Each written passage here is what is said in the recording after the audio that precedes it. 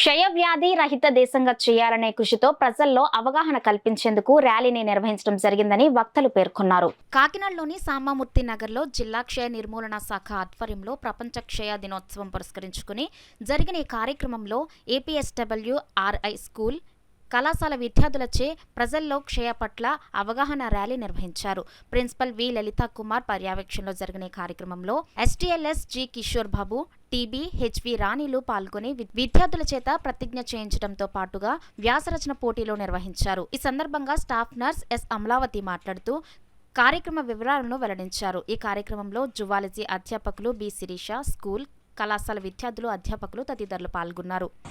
ఈరోజు world TB day సందర్భంగా social welfare గుర్తింపు పాఠశాల నందు టీబీ డే పైన అవగాహన కొరకు మా స్టూడెంట్స్తో మా స్టాఫ్ మేము అందరం కలిసి ర్యాలీ కండక్ట్ చేయడం జరిగింది. పిల్లలకి ఈ వ్యాధి లక్షణాల కొరకు, వ్యాధి నుంచి సురక్షితంగా ఉండే లక్షణాల కొరకు వారికి వివరించడం జరిగింది.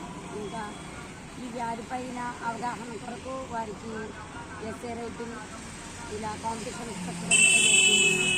మెర్కా సొసైటీ ఆర్డర్స్ మేరకు ర్యాలీ కండక్ట్ చేయడం జరిగింది.